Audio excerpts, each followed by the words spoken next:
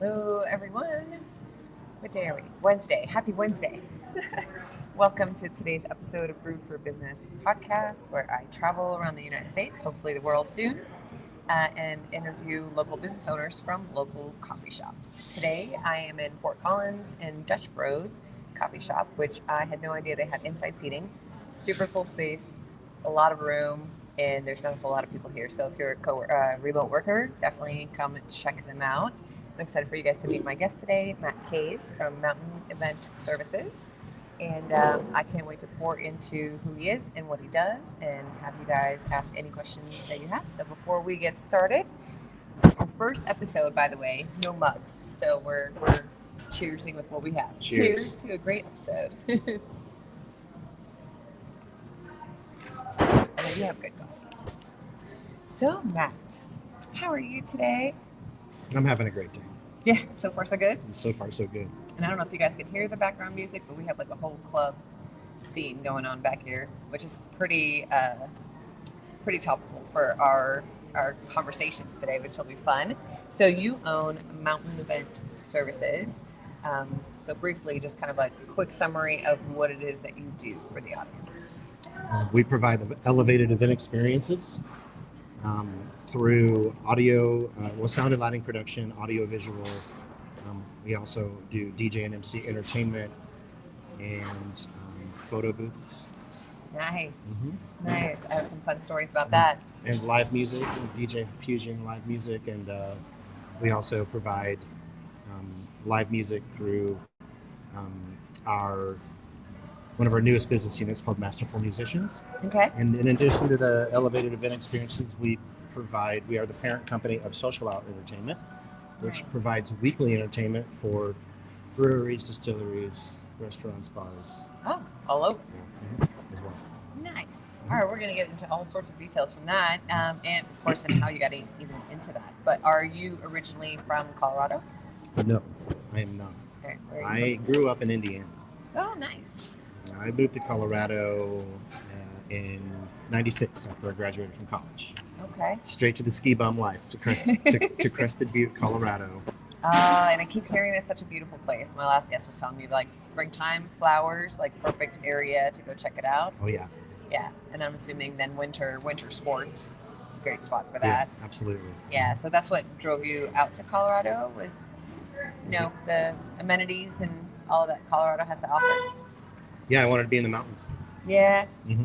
I'll get that. I'm a Florida girl, and so the mountains always speaks to me. It's like something that you're not used to or aware of around. Although I have met some people like from here that still appreciate it and still, love their backyards. Absolutely. Yeah. Wouldn't have it any other way. Yeah. But I really do like the beach these days as well. Mm-hmm. So that is nice. And that's what part of what I was thinking when I was talking about local people with mountains. I'm like, I grew up with the beach in my backyard, and it just becomes like, unless people come to visit or tourists and things, like you just kind of almost forget it's there. It's not a normal day-to-day occurrence. But it's definitely beautiful. So, Indiana, did you visit Colorado a few times before you moved out here? Yeah, when I was in college, I ran ski tours out here for students during Christmas break and spring break. Nice. And it was mostly, international kids that didn't have the time to go home or it wasn't in their schedule to go home that year. And, and then there were some other, students that were more local, if you want to call them that would join in as well. So I got to learn about Colorado through bringing ski tours to Colorado. So now how did you get into the ski tour? Because I feel like it's very niche, right? I was a tourism management major. Okay. And there was an ad in the school newspaper for a salesperson. Yeah. To sell ski tours for people to come out to Colorado, and I contacted them and interviewed and got the job and posted posters all around campus with my phone number on them. Nice. And got people set up to do these tours out there. Yeah. Mm-hmm. That's fun. So what made you want to go into tourism management? I was a chemistry major, and I had that semester. Shift. I had that semester with organic chemistry and like molecular biology in the Mhm. same semester. It's kind of like a weed out Right. situation, and I decided I'd change my major at that point. I wanted to do more outside stuff. I don't think I didn't have enough life experience at the time to realize that there are a lot of outdoor jobs for chemists, but I made choices. Yeah. Mhm. Things we don't know. I went to school for geology. Mm-hmm. So I have all the certifications to be a geoarchaeologist. And then, I got into looking into jobs, and they all want experience. And to get experience, you have to intern. And I was, older in my life when when I finished my degree. So, working for free wasn't an option. But I do see a lot more like after like being removed from that and like looking back to see like, oh, there were other options besides like what I was looking at. You don't know. Yeah. You don't know what you don't know. Hindsight's always 20/20, right? Mm-hmm. So, but what a shift. Like, so were you always like a people person? Because I feel like tourists, like chemists in my mind, like the personality of a chemist is very like in their own space. Like, let me handle my things. I'm very like structured, very organized. And then like the tourism management can be, on the opposite side of that, like very social, very, obviously you have to get along with people if you're going to be helping them around their adventures. I would say that I have found myself consistently in life, if I end up with work that is more solo, I end up seeking being part of something bigger than myself, like a group, whether that's being around customers or being on a team with other coworkers. I definitely, if I get isolated, I start seeking interaction and engagement. I get that. That's part of what drives me to coffee shops. Yeah. Like working as a business owner that I work remote, it's so easy to get lost like in my office and work in the same space and like never leave home, because you're start to finish. And like I crave like that interaction, even if it's not interaction, even if it's just a surrounding, like hearing conversations, having people around, and like that activity always kind of helps take me out of that and keeps me creative. And I just genuinely love to meet people. So random conversations that happen in coffee shops are pretty cool. So how did you get from ski touring into the business that you're in now? I'm assuming there was a transition at some moment. Oh, it was a long transition. Yeah. This started as a hobby. Okay. When I moved to Colorado, I was working as a sous chef at the Mountain Hotel in Crested I feel like Butte. the more you talk about, the more I'm like, wait, how did you become into? Okay, continue. Sorry. I got there through high school jobs, and my mom was a chef. I used to like work at the restaurant on the weekends when I was in college. So you were a sous chef like before you wanted to be volunteered. Yeah, family, I was. I'm Yeah, sure. it was like around that. I was around that role. Yeah. Right. In the hospitality and restaurant business. But when I moved out to Colorado, I landed a great job, and I wanted more to do. I wanted to be part of the community, so I actually signed up to be a broadcaster on the local radio station in Crested Butte, KDUT-FM. That's cool. Talk about getting involved with the community, because then you're the one sharing the information of like what's going on and where to go and who to know. Yeah. Yeah. And then from there, I had a show that I had weekly that I played music, and from there I met people that were going to like raves in Colorado Springs and that sort of stuff, and they took me, and I was like, this is actually pretty cool. And the first time that I can tie back, like really realizing that I wanted to be around more people, was all those hours in the studio and in the broadcast studio by yourself. Right, I found that to be it was awesome, right, to be around just like surrounded by stacks and stacks of music archives, and have all that at my fingertips and be able to connect with people, but there was still that distance between us, and I found that I wanted to be with people. And when I saw the DJs at the rave playing in it and like getting people to react, 10,000 people or however many it was reacting, that was a feeling I wanted to be able to recreate for myself, and I started to seek ways to do that. That's great. So what was the first like side gig that you did? The first side gig, like you said, you started this kind of on the side. Yeah, well, it was the radio broadcasting, right? Okay. And then from there, I guess. Well, so sorry, pause for 1 second, just for those of us that don't know, like radio broadcaster, I think we assume like what you do, right? But then you select like the playlist. So not only are you speaking to the audience like in between some takes and stuff, but you're selecting like what music is played in what order. Yeah, broadcasting has changed a lot since then. This was like 97. Okay. Right. So broadcasting has changed a lot since then. But on the more like local small radio stations, yeah, you can totally pick out. You get to curate. Yes, you get to curate the mood of like how people are. I like that. Okay. I could see how like that would start, and then like expand into events, and you know, you already kind of had that skill where like, oh, I've got the perfect playlist for this. You know, you'd be like that guy before it was a thing. Yeah, and then from there, I started doing like house parties and after hours events, and eventually ended up DJing at restaurants and bars and nightclubs. And at some point I had some guys that brought me into the world of private and corporate events. Yeah, that's a whole different market. I was gonna say style, right? Because like you have a specific set and like limitations of what you can and can't do, but also like the crowd is not quite as involved as you might have like in a club or a restaurant or another setting. Yeah, it's all really different. All of that's really different. I mean, there is some similarities at the core, but you know, when you're at a house party, you're just going off and like doing your own thing, and at after hours events, like people are there to see the DJ. They came to see the DJ. At some restaurants and bars, the DJ is more like the musical wallpaper, or they're the entertaining the lowest common denominator of guests, right? So they have to appeal broadly to whoever's coming through.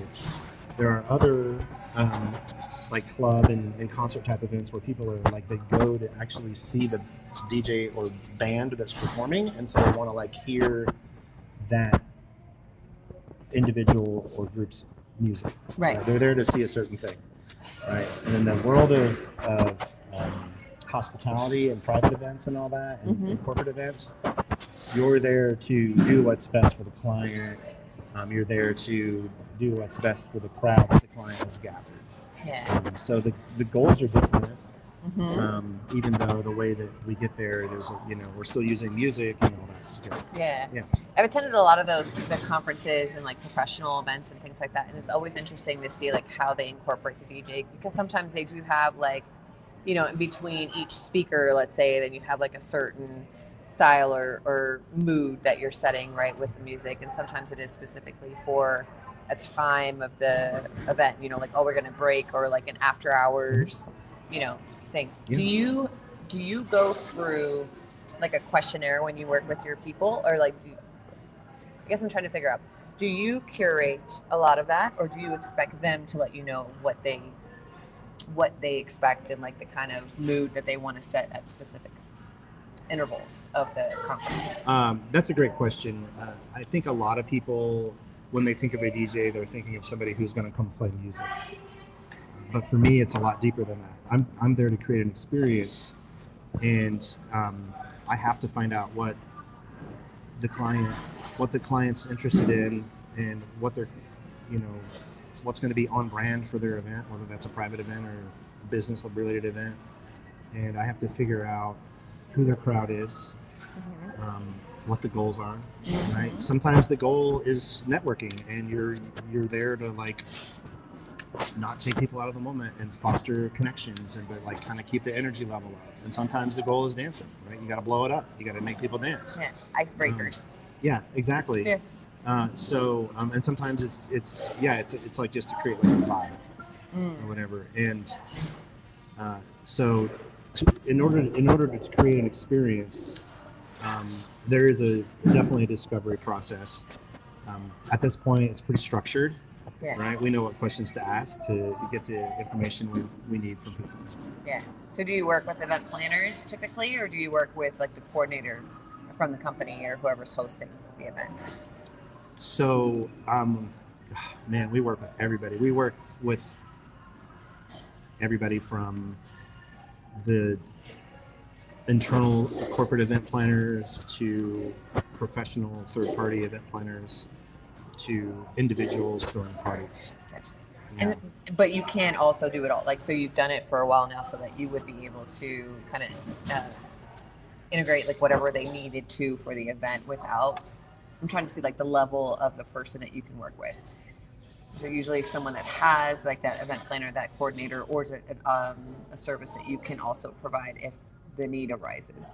The event planning and coordinating is a different role with different areas of responsibility than providing the entertainment. No, and not the whole event. I just meant that like that part of what you would normally communicate with the event planner and like coordinating, like, okay, at this point this is what we want to set, this is like kind of like the mood, but you could do it at least for like if you have an overview of an event, you can get a feel of like what is best. A lot of, some people are really hands off, and some people are really involved, and everything in between. And so we really able to flex the different situations and meet people where they're at. But my preference, I like to work people with preference. I like to work with people that have preferences and know how to express them. That makes my job a lot easier. That's for sure. Now, do you, for all the levels of what are the levels of the different events that you can do? So obviously we've kind of tuned in right now on like the conferences and the professional events, but do you do weddings as well, like birthdays? Like what are your kind of ideal clients nowadays? My ideal clients nowadays are probably corporate event planners that are having events with like 350 to a few thousand people. But our companies, for me personally, right? Our company's capabilities though range from the retirement party or birthday party with like 30 people at it to your 80-person wedding. We do a lot of weddings, really good at it. Awesome. Up to the corporate events that might have like a company picnic or something. Right. Up to brand activations. We do production for big outdoor events. And so like if you have a few thousand people gathering for like a marathon or a turkey trot, we could definitely cover that. I actually last weekend we did the Guardian Games in Loveland. Nice. And it's all first responders and former military and people that are involved with those individuals and organizations, and it was kind of like a CrossFit meets basic training. It was a lot of carnage, right? Yeah, but, I bet. We had to provide the production for the event, and so we needed sound that would cover the a whole football field, and we needed microphones, wireless microphones that would they could take to the opposite corner of the field and all that, and that's not something that your average DJ has. Yeah, no, definitely not. Acoustics are a little different. Yes. When working outdoors. So how long have you had Mountain Event Services? I started Mountain Event Services in 2013. 2013, okay. And before that, you were still kind of working some jobs like on the side, like where you would do some parties and things, but it just hadn't officially formulated? Yeah, I started doing, I was mainly doing like nightlife events until about 2008. And that's when I was working during the daytime. I ran a DJ shop in Fort Collins here. It was a record store that sold DJ equipment. Nice. We were really leaning into the nostalgia of like vinyl, even though CDs were definitely the preferred medium of choice at that time. Mm-hmm. But you've seen though that the vinyls are coming back. Yeah, the vinyl's coming back. Yeah. Mm-hmm. And so people would come into the shop and buy records, and they would get CD compilations and everything and buy DJ equipment. And I had a couple of guys that were like, you should come check out some of these weddings and private events that we're doing. And so around 2008, I was also DJing at a local bar in Old Town, and the owner asked me to DJ his daughter's wedding. And so that was my first like, you know, delving into private events. Yeah. And I would, love to go back and apologize to that couple for how horrible I was at my job at that time. I did it. I mean, Did I they did. dance? It was adequate. Yeah, they danced. I was like, you got paid. They danced. They danced. You saw smiles. Yeah, It's exactly. good. They danced. They had a good time. There were smiles. I made some announcements. But I just did it because I heard wedding DJs can make a lot of money. Yeah.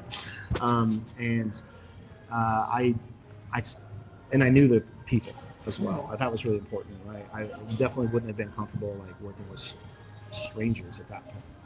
Right. But now, that's pretty much all I do. I mean, everybody that I know is already past, their marrying age and all that sort of stuff. And so, unless I'm talking to their kids, Right.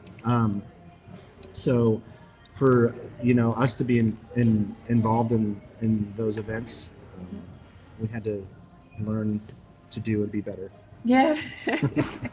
Well, so I would assume since 2013. So, and before when you're working events, learning how to read people, right, and respond to the person where they're at is such a huge thing. And I think you get that a lot more, obviously, when you're working at these like large events. You're dealing with people like under stress situations, right? Because they want everything to go well. They have all of their friends there or whatever, right? Like the parties, even like the business conferences, right? There's a lot of expectations in that. So I'm sure you've learned the ways to maneuver certain conversations and learn like how has that helped you with your business?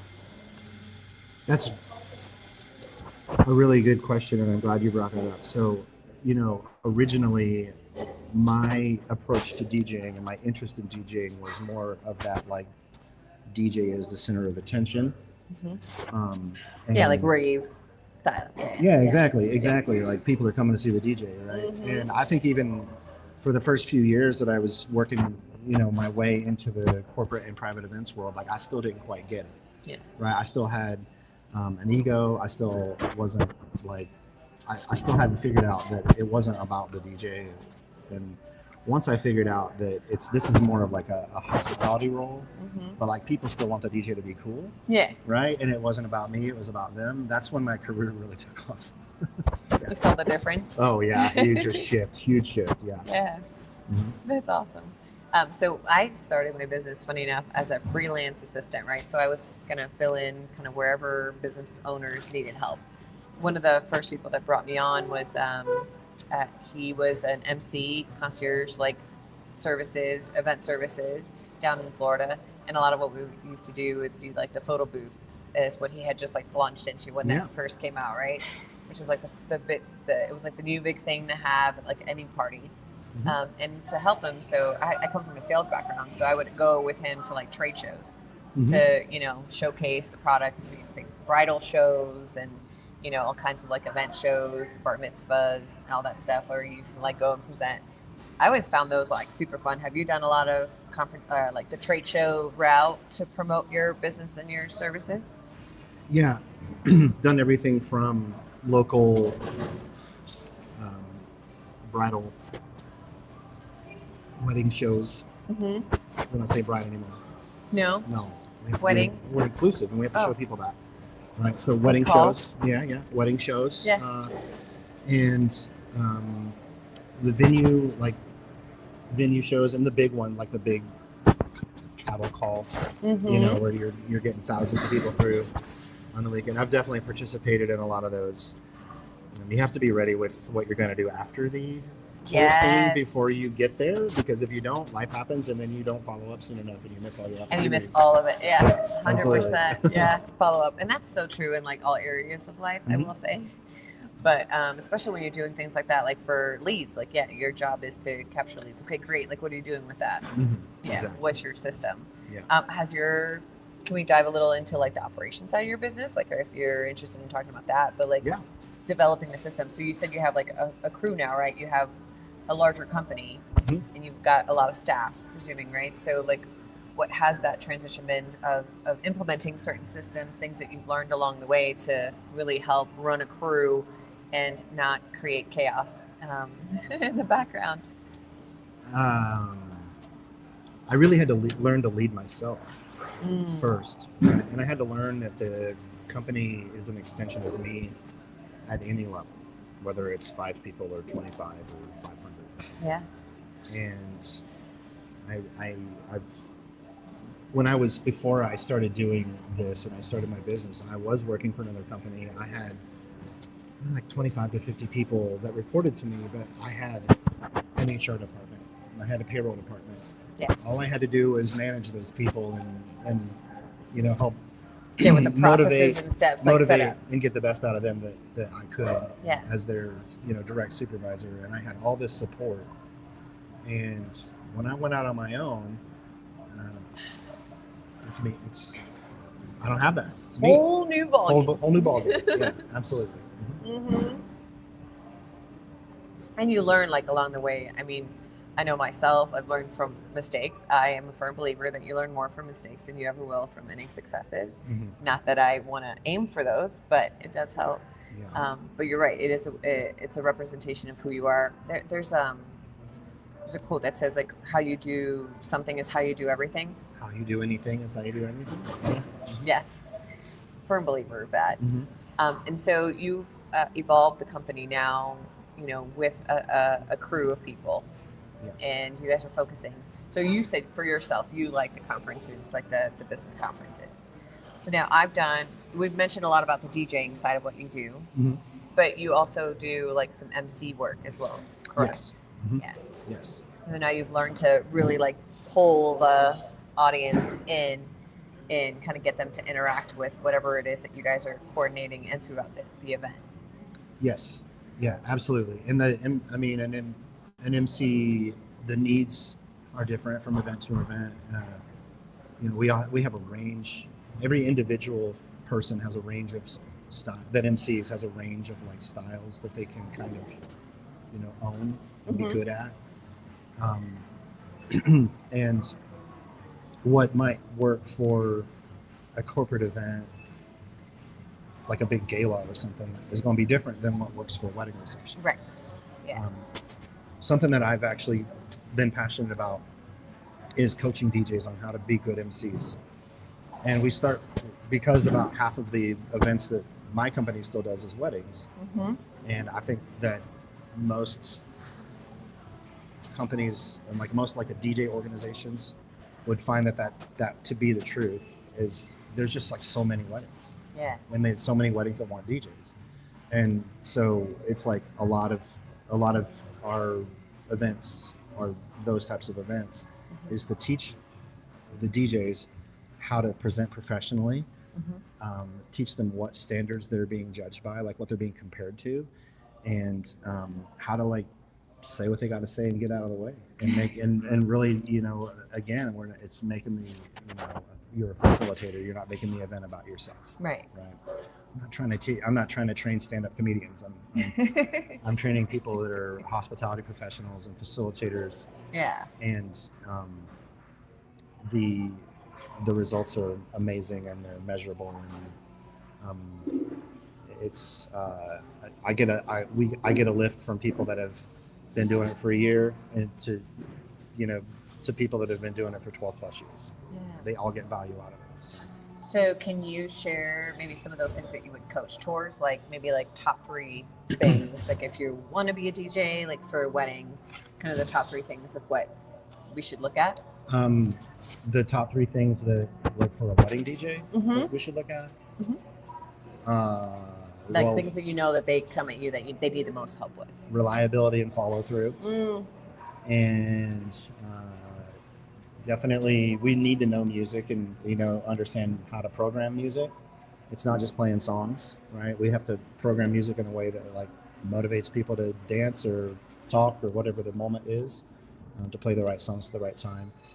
And then the more overlooked things are the fact that your DJ is your audio engineer, your production technician, and your MC in most cases as well. And so teaching them how to make sure that the mics work right, make sure that everybody can hear the announcements and they can hear the ceremony and they can hear the speeches during dinner, and then that they're able to facilitate that as the master of ceremonies during the event as well. So I like to focus on the overlooked aspects mm-hmm. of the role, the part that customers don't think about as much, but really makes a difference between the level of professionalism and how we present Yeah. Especially because the person that doesn't know, you don't want to show up with like a customer that doesn't know and a DJ that doesn't know, and then all of a sudden microphones are not working and they're not hooked up right, and Yeah. the responsibilities being like juggled back and forth. So yeah, I could totally imagine like as a client, like if it comes up, be like, okay, so what do you have like set up for like for microphones, like to asking those questions, and to be able to be their own tech support. Yeah. Which is huge because you can connect it and you think it works great, and then all of a sudden, a wire is missing or whatever, and things don't work right, and it's you can't redo a wedding, guys. Yeah. Like Yeah. you gotta get it right the first time. If you're up at the top of the gondola at Steamboat, you can't run to Best Buy to get that forgotten extension cord or audio cable. It's not going to be there for you. No, they're not going to wait for you. Yeah. That's for sure. At what point did you start coaching other DJs? Besides training people internally, 2026. Okay. So I guess, is that where it kind of evolved from? Was like you teaching your people internally and then evolving to like outside of your organization as well? Yes. Okay. Yeah, I invested a lot into being trained myself from about 2017 until 2024. And then 2025, there was a strong period of soul searching for about the last half of the year. And I decided I really wanted to lean into helping other people in my industry or in related industries or like similar roles be successful. And so I probably in like 2024, I started speaking at groups, doing more like presentations and everything like that. And then it finally got into coaching in 2026. And I actually, I haven't been able to go back and re-coach my team with the program that I've started with. And so I have DJs out there in the world that are better trained than your team, than some of my internal team. Don't tell anyone. My internal team's awesome, right? But to have the actual formal, the workshop, they haven't attended the workshop. They've attended. We've done like an hour here and an hour there. Yeah, but not to go through the full training. But yeah. Like I have a whole 2-day workshop that I've developed now, and it's limited to 7 people. Wow. So they all get enough. Super in depth. Yeah, they all get enough mic and camera time, and so we can review the tapes. Yeah. And so I've got, there's definitely people that have had a more structured experience that was, compacted into a 2-day training, a 2-day workshop versus my team where it's been pieced together over time. And you said you started investing a lot more into like yourself and like the way that you were doing business. Was there anything in particular like that drove you to that, or was just kind of like looking at the industry and like looking what other people were doing and wanting to be, better at what you did and what you offered for your clients? I definitely felt like I was hitting a wall. I was hitting a ceiling, and I wasn't really getting better. And I didn't want to be that person that had 20 years of experience that repeated year 2 for 18 years. There was a lot. I knew there was more. I knew there was more. I knew I could be better. Yeah. And also like being a freelancer or an entrepreneur in a small business, like it can get pretty lonely. And I think really like my main motivation was I just wanted to be around people that were having experiences like I was. Yeah. And so like-minded. Yeah. And so I started learning about like where the conferences were, and I started going to conferences, and then I started going to coaching programs, and it's whatever I could do to like soak up and level up. Yeah. Did you do a lot of programs like within the industry, or just things like entrepreneurial, where you had like other business owners, but maybe from different industries? No, it was industry related. Pretty much industry. I mean, they bring other people in that have a message that resonates with our industry. But it was really industry specific. I started attending the Wedding MBA, the Wedding Merchants Business Association conference in Las Vegas. It happens every November in 2017. And then I also started going to DJ conferences specifically. So Wedding MBA is like everybody in the industry.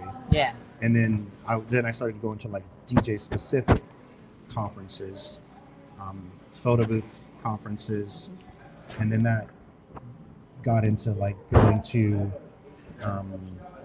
workshops, going to the more exclusive ones that were limited to like 50 to 100 people. Going to retreats, where a group of high-level people over at an Airbnb for the weekend. Interesting though to see like this started at like the large scale, and then you've slowly like honed it down to like higher level people, right? Like the large conference where everyone goes, and then to the select, okay, that's more specific, and then now to the retreats down to select few. You're like, Yeah, well, the large conferences are great, but 60 or 70% of the people in that room, it's their first year. Yeah. Right? And so there a lot of the content repeats. Things do change over time. Fashion changes over time. Event fashion changes over time as well. And so we need to stay up on that sort of stuff, stay up on trends. We're learning about trends. I'm in Colorado, so I learned about trends and I don't even see that stuff. People don't even know what it is for 2 years. No. Until it comes around here. There are certain exceptions, but it's pretty consistent for the most part. Yeah. Have you brought any trends into the area? I have had people tell me that I'm an innovator. And I definitely am seeing a point right now. We started with DJ furniture in Colorado. DJ furniture. Yeah. So instead of having like your controller on a banquet table with a cloth, it's like, hey, I'm doing luxury events here, and I need to look like I belong in this room. And so now I'm rolling in with a console, and higher end stuff. Nice. I think some of that stuff came from the photo booth industry. Yeah. Because the DJs saw like, oh well, we've got a camera and an iPad or a Surface Pro and a printer, and it's all in a case, and it looks presentable, right? And so how can we translate that? Yeah. And so we started, and I invested in like that look here in Colorado, and now a lot of people that are on a higher level have caught up, and they've all got it too. And so we're not unique in that way anymore. Right. But we experienced a few years of like having a pretty specific look. Yeah, and it is funny how it's all about presentation. So little secret for y'all if you didn't know. But yeah, what he mentioned about the photo booth, it is just a camera like in a fancy case. That's all it really is. So you can get the same concept, the same process, like from having a photographer there. Probably better because then it can pose you and you can set you up, and you can still have the fun props and all of the things. You don't get the instant prints with a photographer usually. That's true. Yeah. Well, yeah, you can connect to a printer. It is a fancier thing, but it is fun. I mean, the amount of times that we had people. So it was 8 years ago when we were doing the photo booth, and it was kind of like one of the new and up and coming, like down in South Florida at least. I don't know where the trends, like how far they go.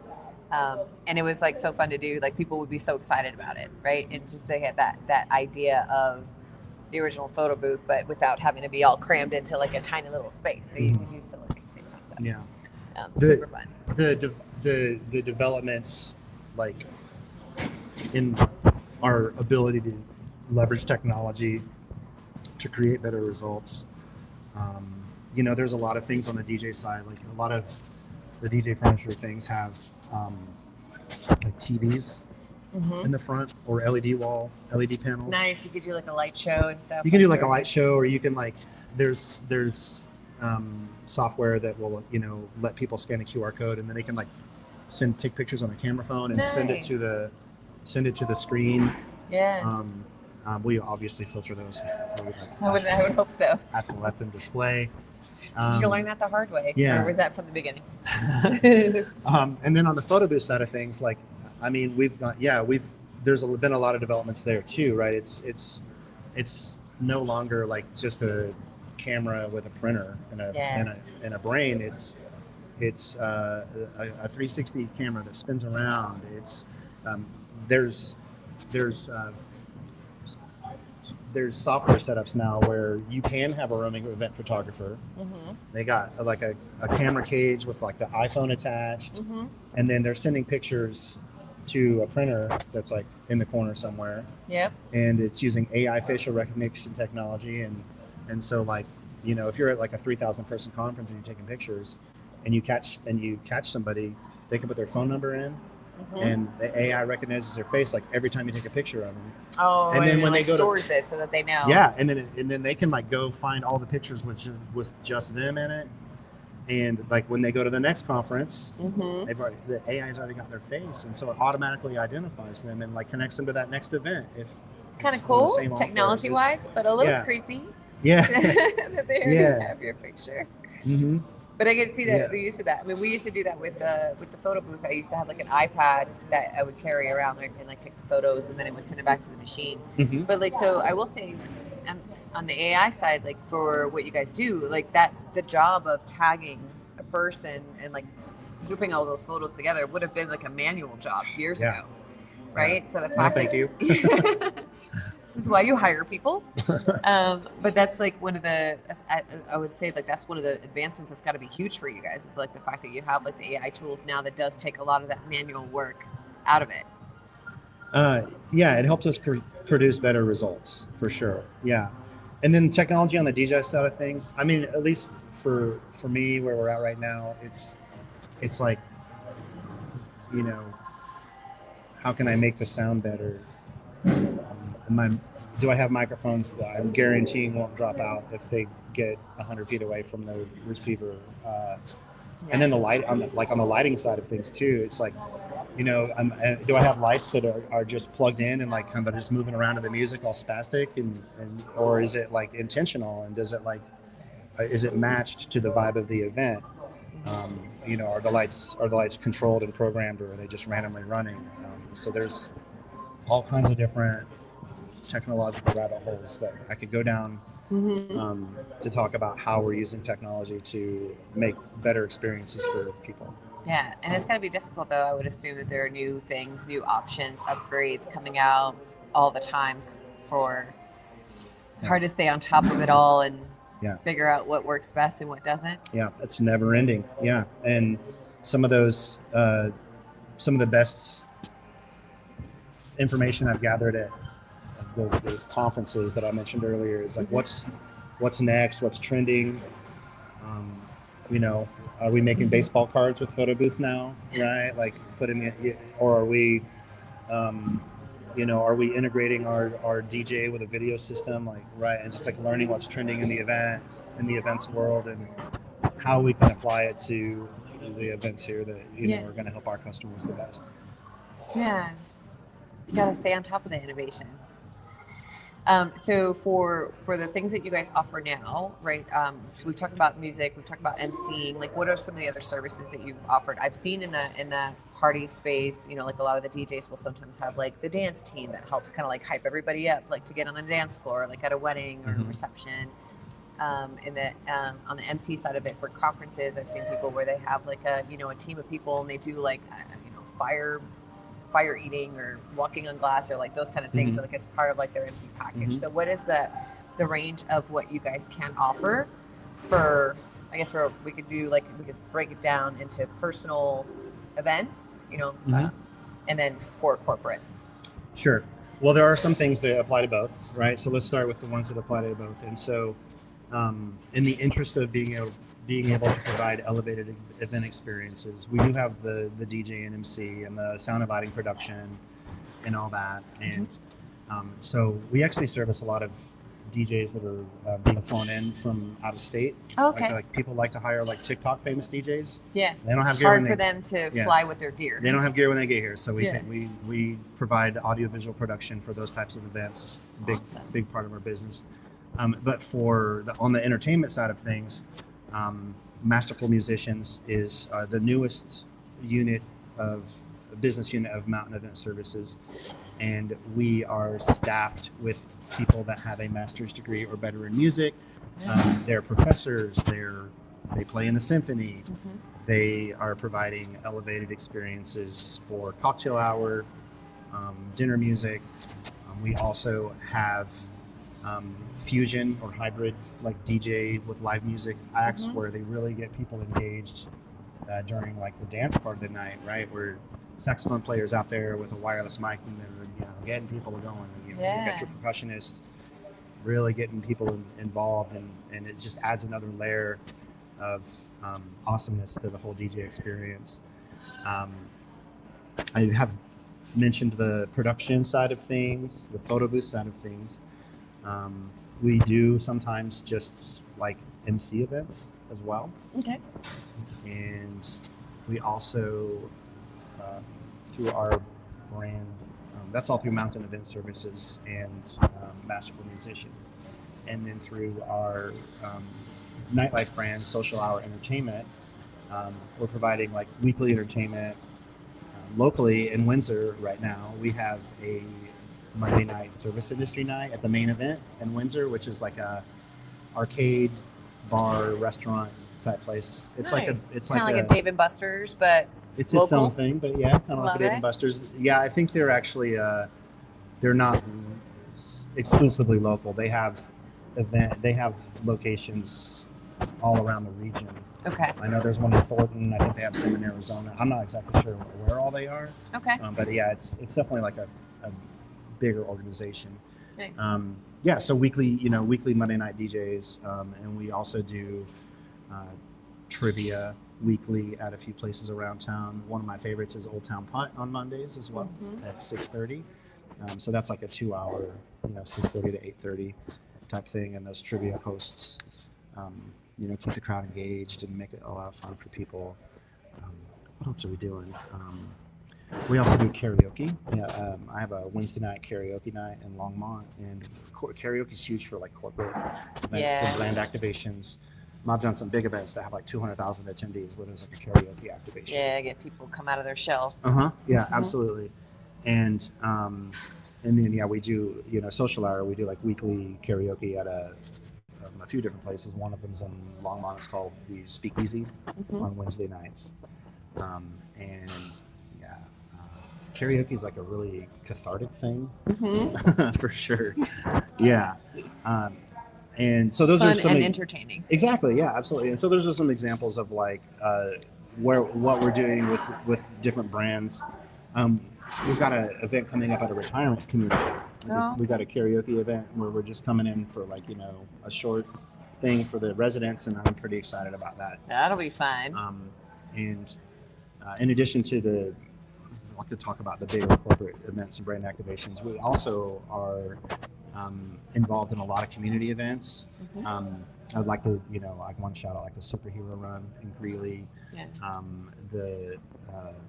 the gala that Life Stories of Weld County does. We do all this like sound production for them. They've got like 500 people, right? Nice. A lot of speakers and presenters and all that. So we're there for quite a wide range of things. Even down to like if we do rentals as well. And so if somebody wants to just like rent some speakers for their car show or something like that, we got you. Yeah. You've got the equipment. It's sitting there. And in between gigs, might as well make the best use of it. 100%. Yeah, it makes sense. How do you guys get majority of your leads now? Like, how did you get these gigs, like from like all the local places that you're doing things like the trivia nights and all that stuff? Is that from like relationships or marketing? The local stuff like the trivia nights and all that, that's all like network, like local network relationship marketing. We do have relationships with different wedding planners and corporate event planners, and whether they're like internal, they work for a company or they're like a freelancer or whatever. Have you found it's better to have those referral-based relationships, right? Because those are great referral sources versus you going directly to the client. Yeah. So the online, the wedding shows, right? Never really got a lot of business out of those. However, I will tell you the venue showcases where it's like a small group of vendors and they're like supporting like a little venue where they're like inviting people to come check out their specific venue on a Saturday. Like those are really good. Because then they get the whole vibe of like that space. Yeah. I feel like those bigger shows are just so overwhelming because there's so many people and so many opportunities. Absolutely. And I mean, at the end of the day, like, I mean, people are, at those big things are competing more on price and ideas. And when it gets to the point where people are, visiting like a local wedding venue, they're pretty committed at that point, and they're probably a lot more further along in the planning process, and so they're more ready to make decisions. Yeah. And they see us in the venue, they know that we know the place, that we belong there, and so it's an easier decision at that point. It's just like a really smaller crowd with more, I think, just they're just in a different process in planning. They have more intent. The directory memberships, like there's like Wedding Wire and the Knot, C-Vent for corporate, BizBash. Those don't really have the results that one would expect. Okay. And they're not. That's not where it's at for us. That's not where our customers are coming from. But in the local community, my role is to like be out there and be present and like make sure that people remember we're still here and all that. Yeah. And then I'm also, being part of this national and international community of like DJs and event professionals that travel and like having those connections. Like that was never like a networking move. That was never like, I just wanted to be with my people. Yeah. And, like, I wanted to be around the people and the stuff that I was interested in. And through that, like relationships naturally happened. I met my best friend. Nice. Right, like at a wedding in VA in 2017. Yeah. And I'm naturally drawn to the people who are the keynote speakers and that there are the leaders that people naturally follow. Like I just always end up in the same room with them, and I'm end up talking to those people, and so I've really learned a lot really fast from the authors and the keynotes and from the experts, the mentors in the community. Yeah. And then like the community events, like that has come from like local networking. But I do want to give some shout outs to my people that are in, our regional and like statewide organizations as well. And, being part of Meeting Planners International and National Association of Catering and Events and Destination Colorado, Visit Fort Collins, right? All of those organizations that are like focused on the events world, bringing tourism in, local tourism into the area and that sort of stuff.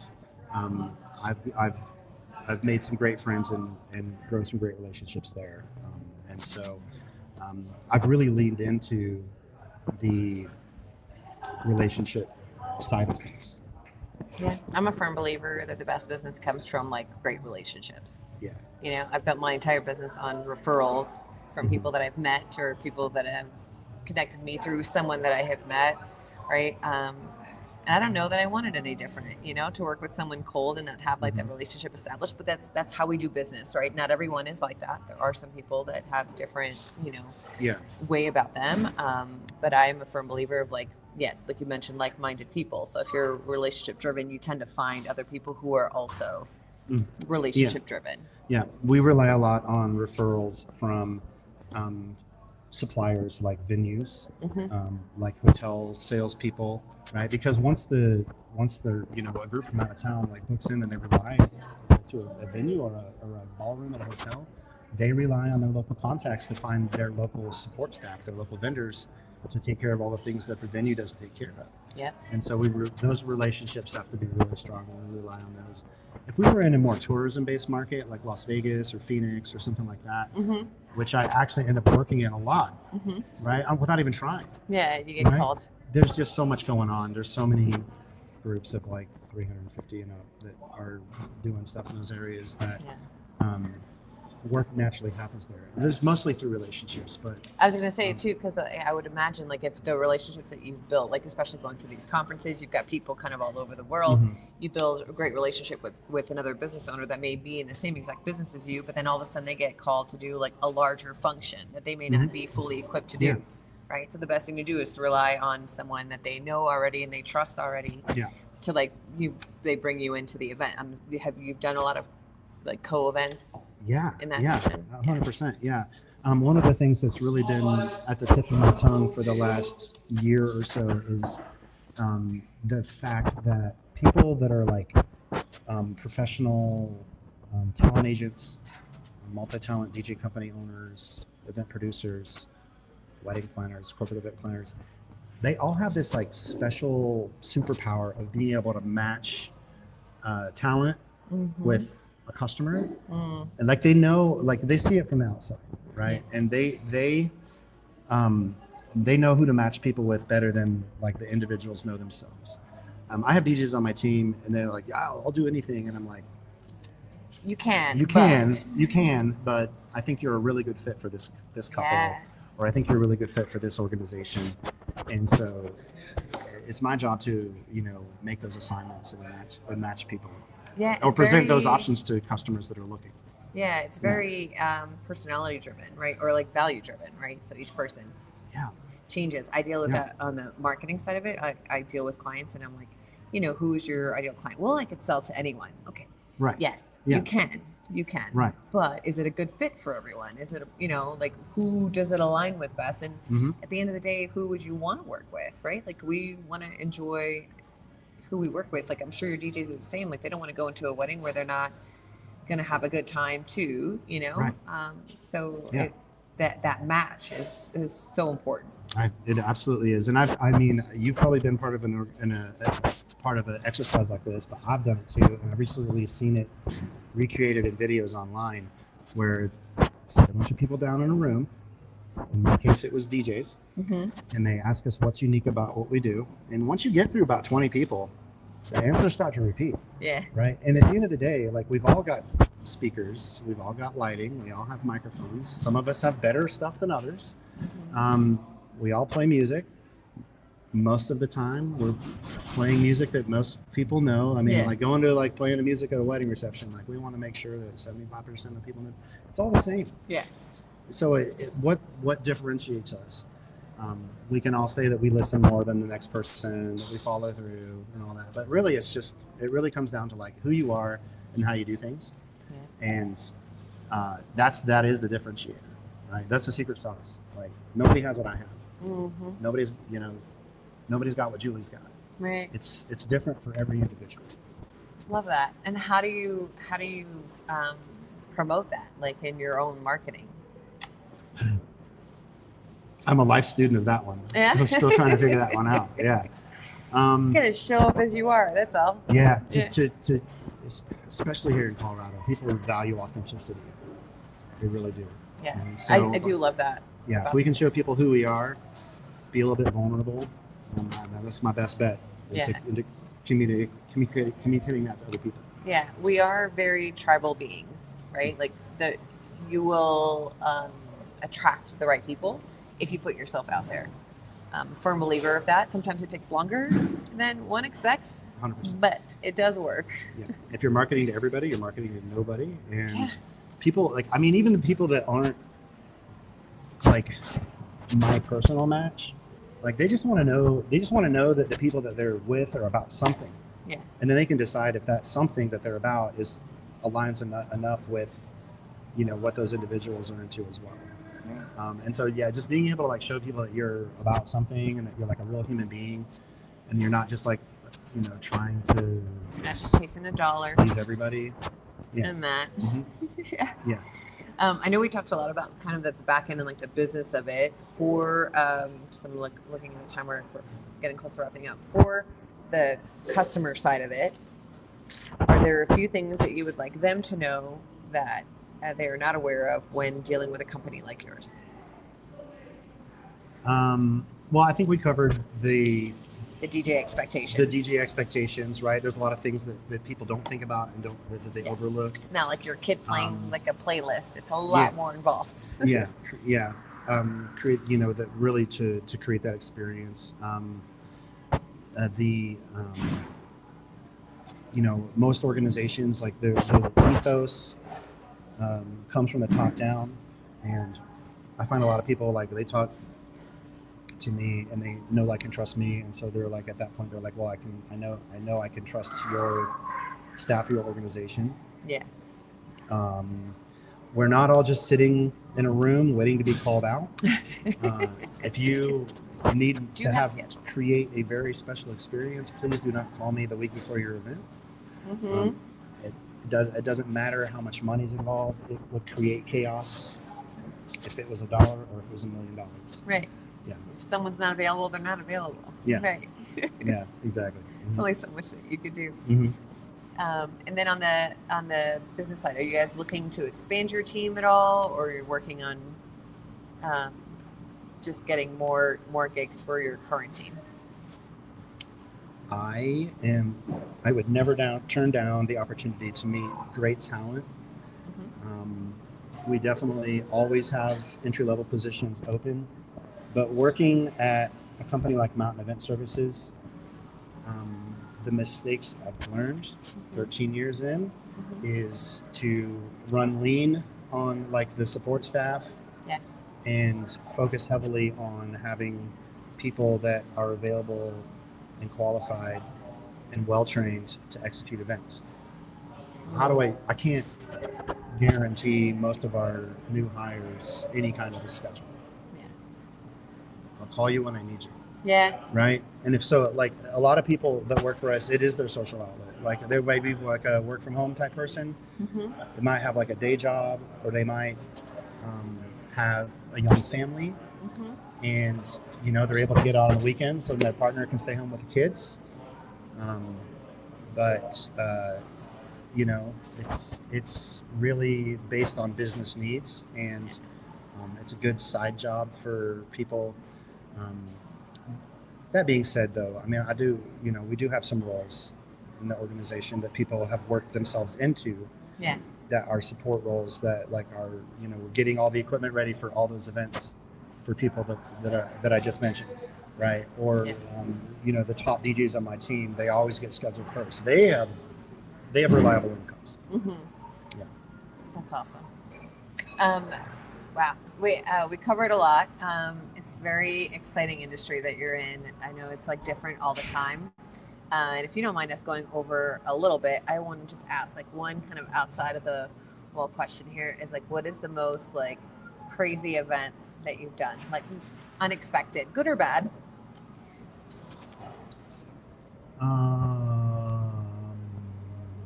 Crazy event, unexpected, good or bad. Well, I have some very recent stories. I have two recent stories from last weekend. Okay. And I don't normally have stories. Like I hear DJs with crazy stories all the time. I have a real old one I can tell first. So I did do a wedding in Fort Morgan many years ago. I was working for another company at the time. The owner of that company is now one of my best friends and mentors. Awesome. But there was some kind of conflict between like the venue owner and one of the groomsmen or something like that. There was a little bit of a physical altercation. Like the groom's cousin pushed the venue owner. I remember why. Because some of the people in the wedding party got in a fight, and the venue owner stepped in, and then the venue owner got pushed. Called the cops. Groom takes off. Bride is sitting on the front steps of the venue at the end of the night in tears, waiting for a couple of weddings where the bride got sick and missed their whole reception. One of them was years ago and at the YMCA, the Rockies, and the other one was last weekend. I'm talking about like a $70,000 wedding reception. This poor girl, like she rallied, she made it through her ceremony. Yeah. But she did not make it to. She didn't make it to dinner. Oh. And so, like the DJ was telling me that once the shuttle started coming after dinner, like the guests like all left. Yeah. Pretty quickly. What are you gonna do? Like celebrate without her? The bride never came back, and I don't know if it's altitude sickness, if it's nerves, combination. If they went too hard the night before and they have a hangover, and that like she rallied for the ceremony. Yeah. But once she got through her ceremony, her body gave up on her, and so I don't know if it's like the environment, like they're coming from the flatlands to have their wedding, or if they like I said, they went too hard the night before. Yeah. Or what it was, and then that Guardian Games thing on Saturday, that was crazy. I mean, these people were literally like crying to get across the finish line, and was out of breath, and they had just burned a lot of calories and carried a lot of weight and did a lot of lunges and right. Whole boot camp effect. 100%. Yeah. And so it was really an entertaining event to be a part of. Yeah.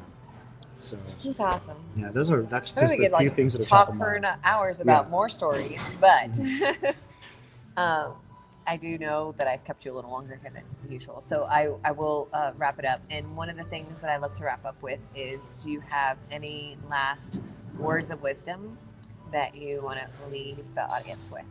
Oh, and while you think of that, I'll let you think of that. Everyone, if you have not been paying attention, his website's been scrolling at the bottom of the screen this whole time. So if you have questions, comments, anything that comes up on the replay, leave it in the comments. We'll monitor that and we'll make sure to get those answers to you. And yeah, if you know anyone in the area or in the country that needs a DJ, MC, any of the other services that we've talked about, definitely check out the website.